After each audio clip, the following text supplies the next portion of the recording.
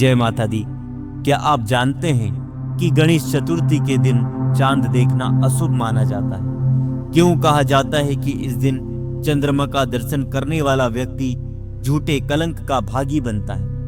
आज की कथा में हम जानेंगे वो रहस्य जब गणेश जी ने स्वयं चंद्रदेव को श्राप दिया था और उसके पीछे छुपा है एक अद्भुत ब्रह्मांडी रहस्य।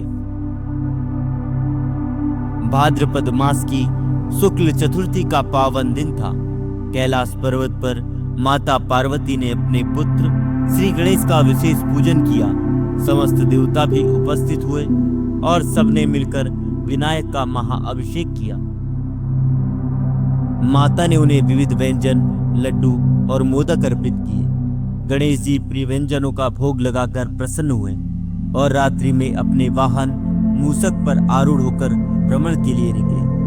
उस समय आकाश में पूर्णिमा समान तेजस्वी चंद्रदेव अपनी कलाओं से जगत को आलोकित कर रहे थे। मार्ग में चलते हुए गणेश जी का वाहन मूषक अचानक मार्ग में निकले एक सर्प को देखकर भयभीत हो गया।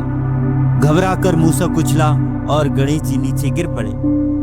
उनके हाथों से लड्डू और मोदक चारों ओर बिखर गए। गणेश जी ने तत्काल उसी सर्प को पकड़कर अपने पेट के चारों ओर लपेट लिया ताकि उनका पेट दृढ़ बना रहे, और बिखरे हुए मोदक समेटकर पुनः मूषक पर बैठ गए। यह दृश्य देखकर आकाश में विराजमान चंद्रदेव अपने अहंकार में हंस पड़े।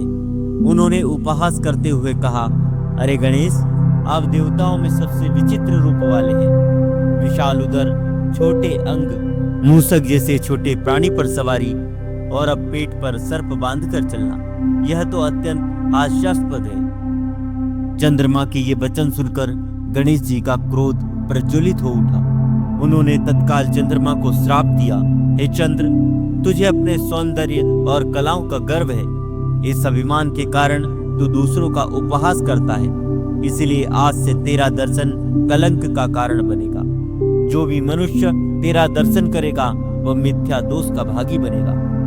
तेरा तेज घट जाएगा और लोग तुझे देखकर अपयश पाएंगे। श्राप मिलते ही चंद्रमा का तेज नष्ट होने लगा। उनका स्वरूप कलुषित हो गया और वे व्याकुल होकर चारों ओर भागे। वे ब्रह्मा जी के पास पहुंचे।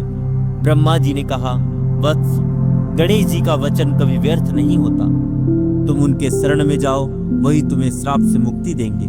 चंद्रमा विष्णु भगवान और महादेव शंकर के पास भी गए। सबने यही उपदेश दिया कि गणेश जी की स्तुति करो, वे ही प्रसन्न होकर तुम्हारे दोष का निवारण करेंगे।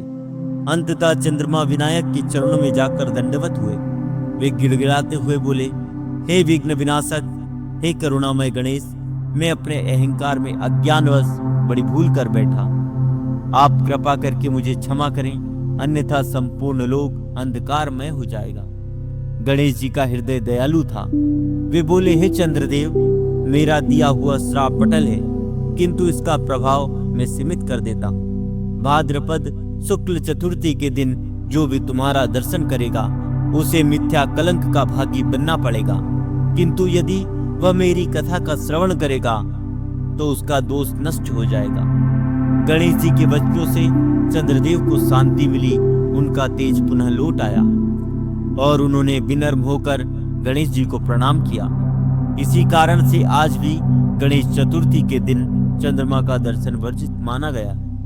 शास्त्र कहते हैं, यदि भूलवश उस दिन चंद्र दर्शन हो जाए तो गणेश जी की कथा सुनने या उनका स्मरण करने से दोष मिट जाता है। यह कथा हमें यह शिक्षा देती है कि सौंदर्य और वैभव पर अभिमान करना पतन का कारण है। चंद्रमा जैसे सुंदर और तेजस्वी देव भी जब अभिमान में डूबे तो गणेश जी का श्राप का शिकार बने। विनम्रता और ज्ञान के समक्ष अहंकार का कोई मूल्य नहीं होता, और इसी कारण से गणेश चतुर्थी की रात्रि में चांद देखना अशुभ माना गया है। तो मित्रों, यही है वो कारण कि भाद्रपद शुक्ल चतुर्थी के दिन चंद्र दर्शन वर्जित है। इस कथा से हमें यह शिक्षा मिलती है कि अहंकार चाहे देवताओं का ही क्यों न हो, अंततः उनका विनाश निश्चित है।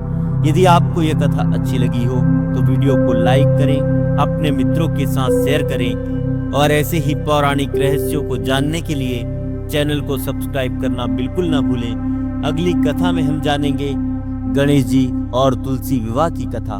तब तक के लिए जय माता दी, राधे राधे।